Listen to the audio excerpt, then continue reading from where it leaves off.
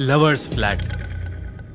ये घटना दिल्ली में पढ़ने वाले अभिनव के साथ 2012 में घटी थी, जब वो 21 साल का था। अभिनव का दिल्ली यूनिवर्सिटी के हिंदू कॉलेज में एडमिशन हुआ था।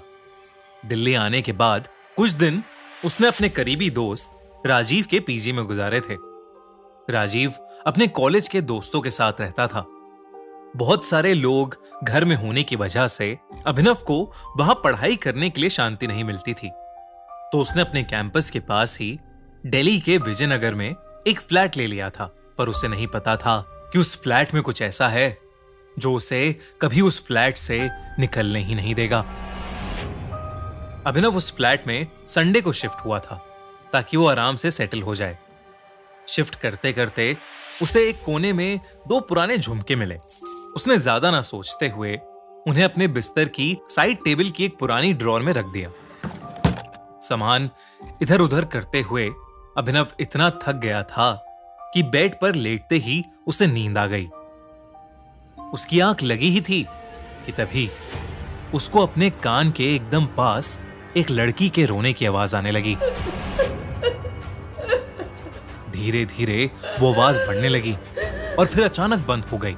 तभी उसको घर के एक कोने से किसी के जोरों से चिल्लाने की आवाज आई और उसकी आंखें खुल गईं। और जो उसे अभी तक एक बुरा सपना लग रहा था, वो हकीकत में उसके साथ हो रहा था। उसने हिम्मत करके आसपास देखा तो वहां तो कोई नहीं था, पर वो रोने की आवाज अभी भी आ रही थी। अभिनव ने कमरे से बाहर निकलने की कोशिश की तो उसके कमरे का दरवाजा जाम हो चुका था।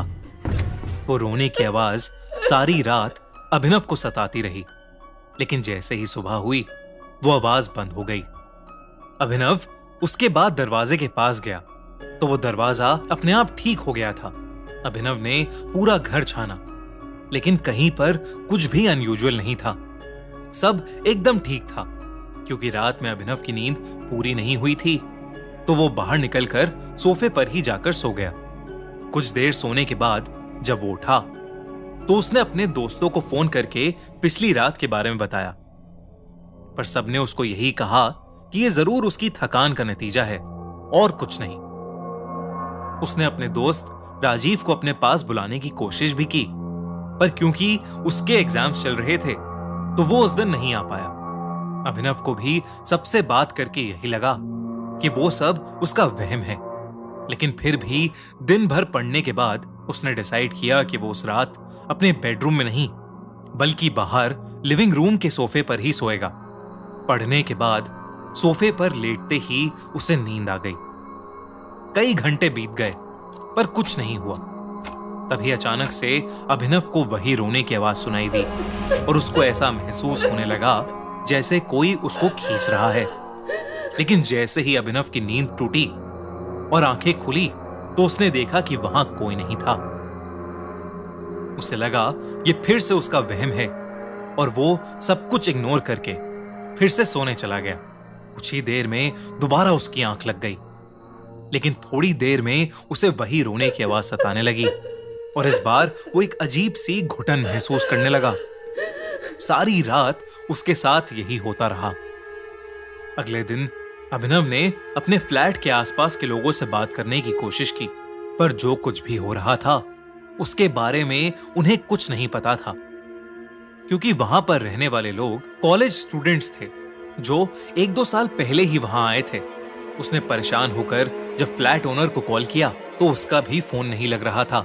अभिनव ने सबकी सलाह मानकर एक साइकियाट्रिस्ट को कंसल्ट किया, जिसने उसके अलग अलग टेस्ट किए, पर उसे कुछ नहीं मिला। उस साइकियाट्रिस्ट ने अभिनव को समझाया कि कभी कभार भारी थकान और स्ट्रेस से ये सब हो जाता है और उसे कुछ स्लीपिंग पिल्स दे दी। स्लीपिंग पिल्स लेकर अभिनव सो तो जाता था। दिल्ली के एक रेस्टोरेंट में तंदूर के अंदर खाना नहीं बल्कि एक इंसानी लाश जल रही थी। कौन था ऐसे भयानक क्राइम के पीछे और वो लाश किसकी थी, जानने के लिए देखिए हमारी नई क्राइम स्टोरी तंदूर कांड हमारे crime channel the crime show by खूनी मंडे पर।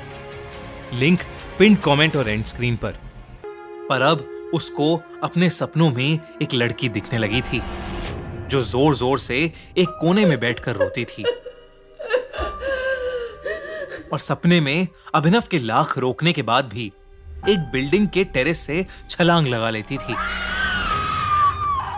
ऐसे सपनों से अभिनव की तबीयत दिन ब दिन बिगड़ती ही जा रही थी। उसके दोस्त भी बीच में उसके साथ रहने आए, पर उन्हें कुछ महसूस नहीं होता था, जबकि अभिनव को वही सपने हर रात आते थे। एक दिन अभिनव कॉलेज से आया और जोर जोर से रोने लगा, क्योंकि वो सारे इंटरनल्स में फेल हो गया था और उसके एग्जाम्स पास ही थे। अभिनव को यह डर था कि जो कुछ भी उसके साथ हो रहा था, उसकी वजह से वो एग्जाम्स के लिए भी कंसंट्रेट नहीं कर पा रहा था। उस दिन वो घबराहट के मारे गिर पड़ा और जमीन पर ही सो गया। जब वो अगली सुबह उठा तो उसको विश्वास ही नहीं हुआ। उसके साथ पूरी रात कुछ नहीं हुआ, बल्कि जब तक अभिनव के एग्जाम्स चले तब तक उसको ना ही कोई आवाज आई, ना ही वो सपना और ना ही वो दम घुटने का एहसास। और इसी वजह से अभिनव एग्जाम्स में बहुत अच्छा स्कोर कर पाया। अभिनव ने ये सब सेलिब्रेट करने के लिए अच्छा खाना मंगवाया, बेड पर लेटे लेटे लैपटॉप पर एक फिल्म चलाई और खाना खाते खाते सो गया। लेकिन उस रात फिर से उसे वही रोने की आवाज वापस आई और जब अभिनव ने ध्यान से सुना तो इस बार आवाज रोने की नहीं बल्कि हंसने की थी। और उसको ऐसा महसूस हो रहा था जैसे किसी ने उसको कसकर पकड़ा हुआ है। उसने डर के मारे आंखें खोली तो उसने देखा कि उसकी छाती पर एक लड़की का हाथ था, जिसका शरीर सड़ा हुआ था और वो उसके बगल में लेटकर उसको जोर से पकड़े हुई थी और मुस्कुरा रही थी। और वो लड़की और कोई नहीं बल्कि वही लड़की थी जो उसके सपने में हर रात आती थी और एक बिल्डिंग के टेरेस से छलांग लगाती थी। अभिनव ने खुद को वहां से निकालने की कोशिश की, पर उसके लाख दम लगाने पर भी वो हाथ उसके ऊपर से नहीं हिल रहा था। घबराहट में अभिनव की आवाज भी नहीं निकल रही थी। अभिनव ने अपना सारा दम लगाया और वो किसी तरह उस बेड से उठा। वो घर से बाहर जाने के लिए भागा, पर घर का मेन डोर खुल ही नहीं रहा था। तभी वो हंसी की आवाज रोने की आवाज में बदल गई। वो लड़की अभिनव के पीछे पीछे जब कमरे से बाहर आई तो अभिनव जैसे तैसे करके डाइनिंग टेबल के नीचे छुप गया। उसने जल्दी से अपने दोस्त राजीव को फोन किया। उसने राजीव को पूरी बात बताई और उसे फौरन उसके फ्लैट आने को कहा। अभिनव भगवान का नाम लेते हुए बस यही प्रार्थना कर रहा था कि वो किसी तरह बच जाए। लेकिन तभी वो लड़की डाइनिंग टेबल से उल्टी लटकी हुई अभिनव की आंखों के सामने आ गई। उसे देखकर अभिनव कांप उठा। उसका चेहरा भयानक लग रहा था। बाल बिखरे हुए थे और आंखें एकदम नीली पड़ी थीं। उस लड़की के कान में वही झुमके थे जो अभिनव को फ्लैट की सफाई करते समय मिले थे। जब राजीव अभिनव के फ्लैट पहुंचा तो उसने देखा कि अभिनव लिविंग रूम में नीचे गिरा पड़ा था और वो बुरी तरह जख्मी था। राजीव तुरंत अभिनव को हॉस्पिटल ले गया। अभिनव को बहुत चोट लगी थी, लेकिन जब उसे होश आया तो अभिनव ने राजीव को बताया कि उस लड़की की आत्मा अभिनव को प्यार करने लगी है और वो उसका पीछा कभी नहीं छोड़ेगी। अभिनव हॉस्पिटल में धीरे धीरे रिकवर हो रहा था, लेकिन एक रात खबर आई कि अभिनव ने हॉस्पिटल बिल्डिंग के टेरेस से कूदकर अपनी जान दे दी है और लाश के साथ 2 झुमके भी पाए गए हैं। राजीव को कभी समझ नहीं आया कि अभिनव दिमागी रूप से बीमार था या सचमुच उस लड़की की आत्मा ने उसके साथ ये सब किया था। खैर जो भी हो, उसने अपने जिगरी दोस्त को हमेशा हमेशा के लिए खो दिया था।